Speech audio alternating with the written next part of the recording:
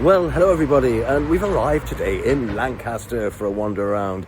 I'm afraid the station is all covered in, as you can see behind me, scaffolding, so the best I can do is that little bus sign just to identify, yes, you identify where I am. Main thing we're going to head for straight away is Lancaster Castle, and something I learned when I did a little bit of research is that Lancaster's by the sea, which I never knew was a port. Just shows you gaps in my knowledge as well. Well, I've got plenty of gaps in my knowledge. Let's get into the city and get cracking. As we leave the station, we're on a place called Meeting House Lane, which does as it says on the tin. In other words, it is a lane. It's the main way into the city centre. And it's called so because, well, yes, there's been a Quaker meeting house here since 1677. And there it is in real life. I just had a word with a lovely lady tending the garden, and I wanted to have a look, and here's the blue plate that's not a blue plate. And that is some history, 1677. I've just been told to have a quick look inside, which we will just have a quick look. There's another little plate in the meeting. Oh, this is the meeting house, by the way. Isn't that lovely? Look at that. Isn't that beautiful? And then people busy at work tending the beautiful gardens. And sorry for the boom, because I'm in a little hallway, but there's a little thing about the Quakers being slave trade abolitionists. As you come down Meeting House Lane, you're greeted by this, called a story, which is a building dedicated to Queen Victoria, and quite a fine one it is too. You see, you thought I was pulling your leg about this magnificent building being called a story, but it is.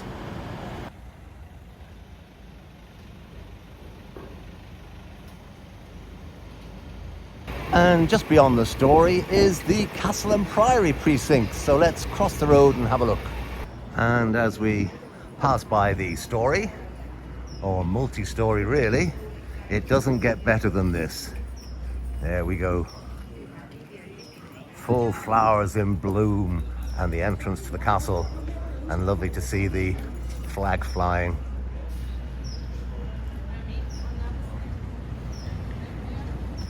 Just opposite the castle, we've got a heritage building. And let's just go and have a look at the non-blue blue plate. Ah, it seems to be an information message telling us that the site of Shringley and Hunt stained glass works. Well, you know what I mean. Now, seriously, what more could you want on a Wednesday morning than approaching a Grade 1 listed castle going back hundreds of years? They don't allow dogs into the castle, which to a degree I can understand, because some people are quite happy to let their pooch poo anywhere they want. But look at this, little bit of a plaque over here. And there we are, Her Majesty the Queen, Duke of Lancaster. And there we go. It was originally, well, at one stage it was a prison. And there's the proof on the gate. And we'll have a quick spin around. As expected, all very castle-y. But just look at this. I mean, just fabulous. Back to the old prison as was.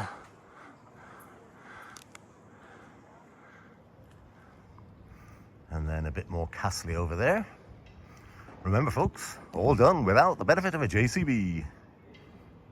Just walking on this in front of the area, I presume they probably do events and celebrations and ceremonials here, and it's that lovely spongy stuff that's very comfortable to walk on. Lovely little bit of restoration done there. And as we come around, we've got a couple of little coffee shops and another tower there. And then in the background, again, going by what I've been told previously, I don't think that's the parish church because it's not got a flag flying from it. Just wonderful. Let's just zoom out and take a quick peek from this end. There we are, perfect castledom. Right. Let's get ourselves down into the city. A chap called Buster Rhymes comes from Lancaster. Well, not technically from Lancaster, from Morecambe, the seaside resort that is under Lancaster's boundary or bordery. And you know that, of course, Buster Rhymes is a rapper, so if ever you go into John Lewis at Christmas time, you might just get your presents done by him. And the view over the city from the main castle door as we leave. Oh, John of Gaunt. Gosh, I've known John Gaunt for years. I thought he was a broadcaster. Never mind. Caught this wonderful instruction on the way out that, you can't help somebody escape. Well, I wouldn't have thought so. And just to round off, I've been informed by a lady I was chatting to, her 5-year-old grandson, that they are flowers, so he plainly knows more than I do. And there's some more purple ones there. There's an interesting little one, a bar and restaurant and fine ales set in a historic cellar. I'm not going down there, but, well. Oh, there we are. As we pass by, we can see the merchants. And opposite the castle, we've got the King's Arms Hotel. Interesting looking building it is too. I wouldn't like to heat that room in the winter with all that acreage of glass. Oh, Jubble is now on tap. I presume that's the name of the bartender. And at the crossroads of Meeting House Lane and China Street. Oh, China. No, sorry, I won't start doing David Bowie impressions. We can see the pedestrian area there, which we'll have a wander down shortly. And then to the right. That's a bit of a mixture. But this is the main pedestrian. Well, I'm assuming it's the main pedestrian area in the city. We'll go and have a wander down and see what lovely shop signs we can take the urine out of. I don't want to appear a negative Nigel, but, well, closed shop there and one there, sorry we're closing. And just behind me, sorry for the quick spin round, we've got a charity shop, not complaining about that. And then if we spin back again, we've got another charity shop here, Animal Care. Oh, I do love that name. Perhaps the political parties might consider calling themselves All Hopes, No Promises. There we are, the first name to take the urine out of, Royalton Spa, which is a nail bar. And again, as you can see, I just noticed another charity shop, but still, that's the way it goes on the retail high street, unfortunately. Oh, not just ordinary, but mighty. And we've got mighty student living. It is, of course, a student city, but the university is more out towards the M6. And this, I presume, is the town hall. Let's go and have an investigation. Oh, this is very pleasant, if I say so myself. And we'll, a couple little stalls selling bits and pieces. And midday on a Wednesday, quite busy.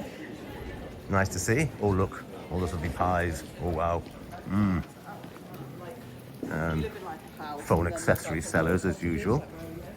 And a very fancy HSB bank. Is it still open as a bank? It is indeed. Oh, there's a nice little bit of architecture for you.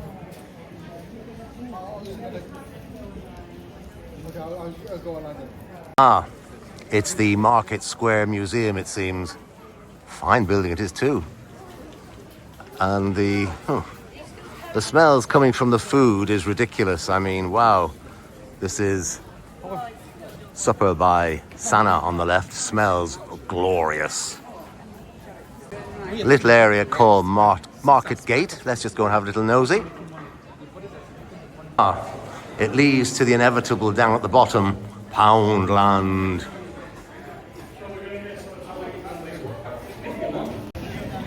A view of the museum from a little bit further away. This is just lovely, isn't it? Lovely Market Square. And let's wander down a bit further, see what we can find. Oh, bound to find loads of stuff, I suppose, when all's said and done. Good and busy. Ah, multinational parade. Nando's and Zizzy. Ah, the body shop. It'll take them months to replace mine, I think, to be honest. And then if we come down from Market Square, there's even more. Quite a substantial shopping area in the city centre. And then there's St. Nick's Arcade. And then as we pass by the racists and bigots of Lush, don't buy any stuff there please, you can see it's, well, just a very big area. Oh, the Cumberland, I wonder what their sausages are like. It seems they're with interest. Sorry. Now, with all the nice detail of the old buildings, it's meant to be a haven of Georgian architecture. And there's more of St. Nick's. I think maybe Medusa have lost the plot. Surely they should have a stone sign. I don't know. Again, more architecture detail, and you can hear the seagulls chirping in the background. Or squawking, or whatever seagulls do. Ah, the big arch. I'd love to go in and order one, if only just to tell them, hey, it doesn't look like it's this in the advert. And there's the arcade up there further, St. Nick's. Don't know which St. Nicholas it might be, but this is the far end of the town, as you can probably see. So we shall reverse and go back the other way, where it looked like it was very busy. Aside from Buster Rhymes, who we've mentioned previously, there are a few other famous people who hail from Lancaster and, as I mentioned, Morecambe, which is part of, within the boundaries of Lancaster. There's John Richardson. He's one of those comedians who's never off the television. You've probably seen him on far too many programs. John Waite, the musician. Yes, the rock musician. He's from here. And Tyson Fury, the boxer. So if I see him, I'm not starting with him. And there's a chap called Ralph Ineson. Now, you will know him from being in the final 3 Harry Potter movies. So that's just a couple of people. I'm not going to go on because I got told off before for listing all famous people from places. As a point of interest, the city is named after the River Loon on which it sits. So time for a really awful dad joke. Yes, if you throw your watch into the River Loon, it's a lunatic. Well, someone asked. All right, sorry, I apologise. I think it's fair to say there are cities and towns in the region here who would cry out for this sort of footfall at midday on a Wednesday. Very, very busy. Oh, Diamond Nails. That was a record by David Bowie. No, I know it wasn't. It was called Diamond Dogs. Oh, and we've got a Sparksy Marksy. And even more activity up here. What a busy city centre. Wonderful. The Penny Bank looks a nice old traditional public house. And let's just move closer and see what this building's all about. The Brown Cow. It's very decidedly grey and white. Maybe the owner's colourblind, I don't know. Yes, there's plenty of evidence of the old buildings. Georgian, I believe. And yippee, a properly misspelt phone. But the buildings there are, yes, quite impressive. And we've got on the other side here similarly. And I don't want to appear a misery, but I'm so glad that's closed, the antique centre, because I only go in there and buy something I don't need, can't afford, and just want. Spring Garden Street is not perhaps ultra welcoming with the shops closed, but the funeral care is rather proximal to the Hogarth's Gin Palace, which is a very interesting looking building. And then I've just spied to the right a little bit of town hallery. We'll go and have a look at that now. If you look carefully, I'll zoom in. You can just see in the very distance the University of Lancaster.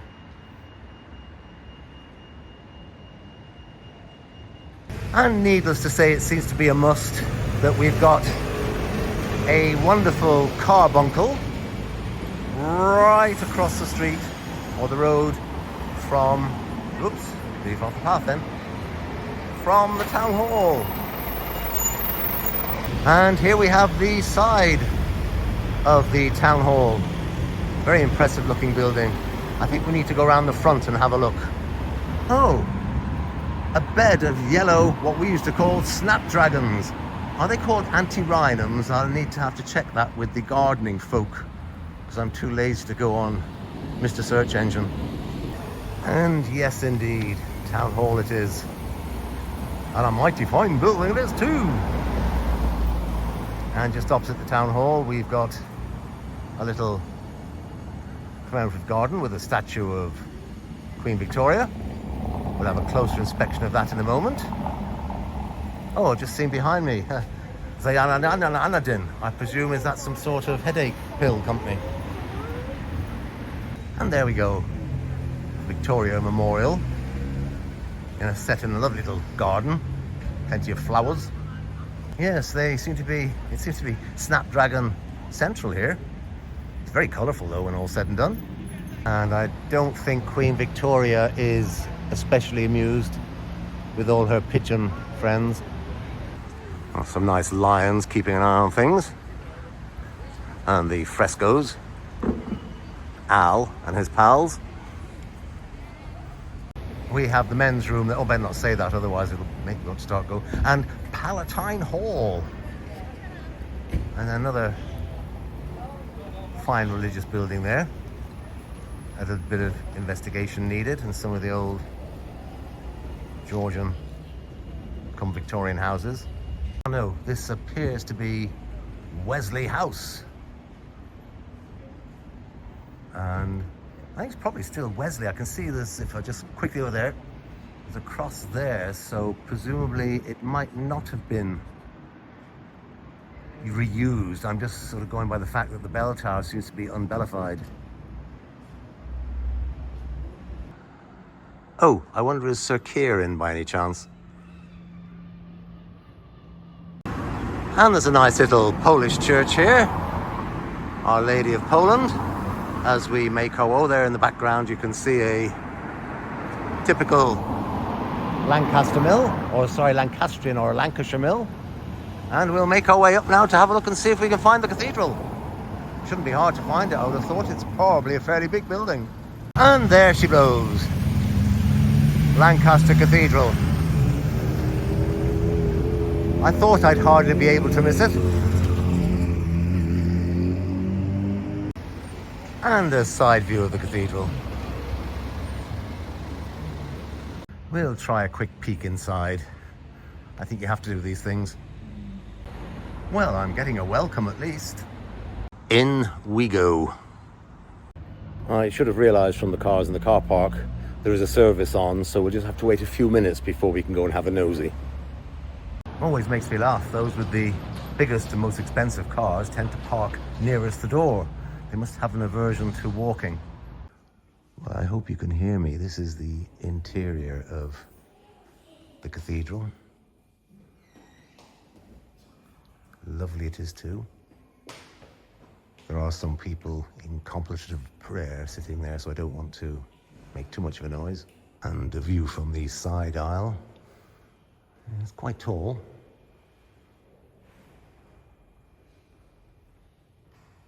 Some nice little Stations of the Cross sculptures with some lovely windows.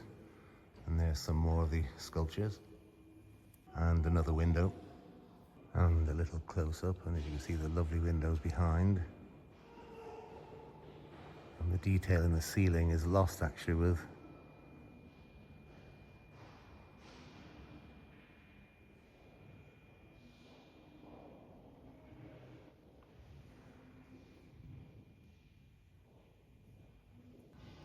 and then if we swing round, detail in the ceiling there, and the fantastic organ and stained glass window at the back or the front.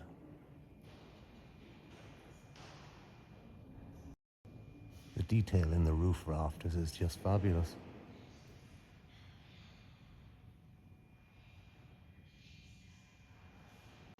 And a little more detail here.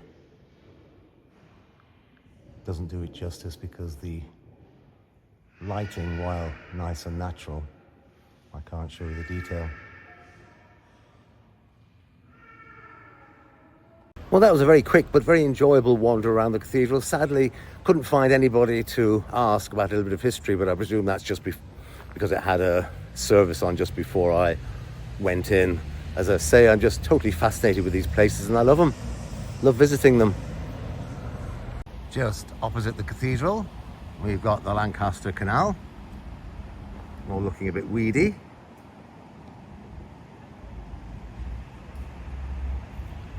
Must be very nice to live in there, to be honest, right by the canal. Goodness, is this a new way that the NHS are raising money by having their hospital as a city centre attraction? Well, each to their own.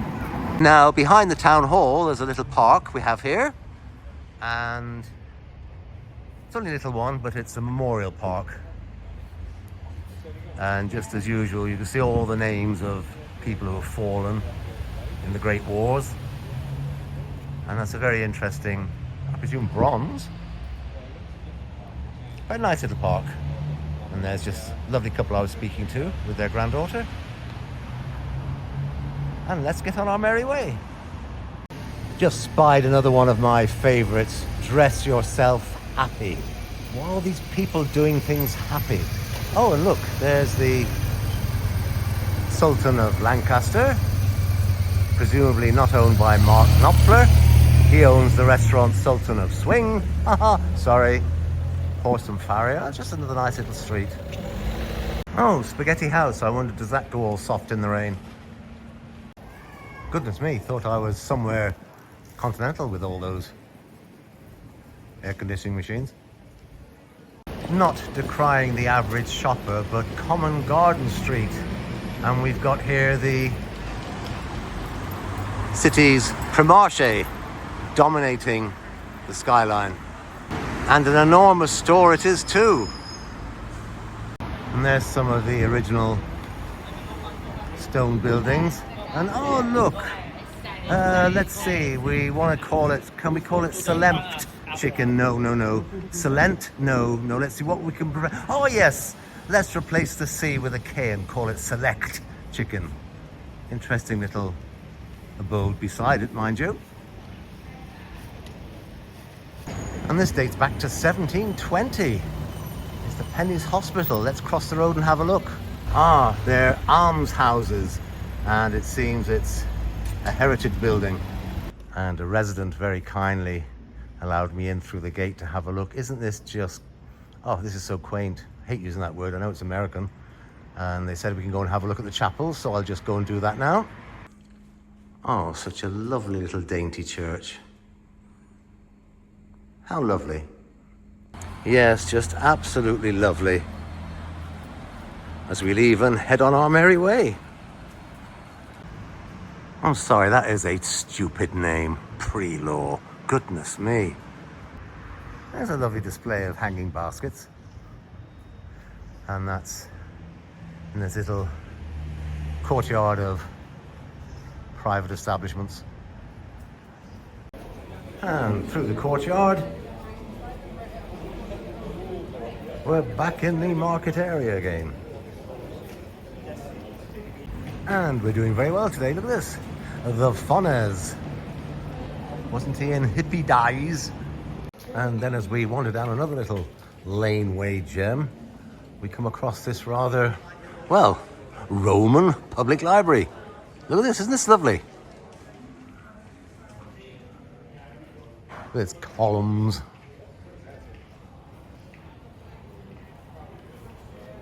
And we're going down that direction. And then just beyond the library, this rather interesting part of the building. Something to do with Equitable Industrial Cooperative Society. Right. There's this lovely little three-story, well, if you count the ground floor, stone houses all around. And then that lovely building we saw a few minutes ago next to the library. And then we're going, as Peter Kay would say, downhill. Because if you go downhill, you've got to come back up it again.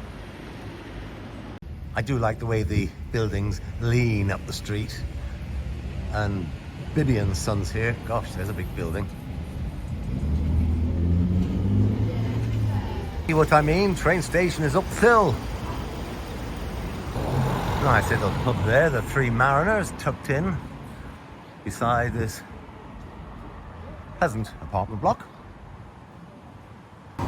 And a real lovely view that they have, and they have, over, yes, we can't come to a place that has a river called the River Loon and not have a look at it. And there we go, there's the River Loon. And there we go, the River Loon in more detail.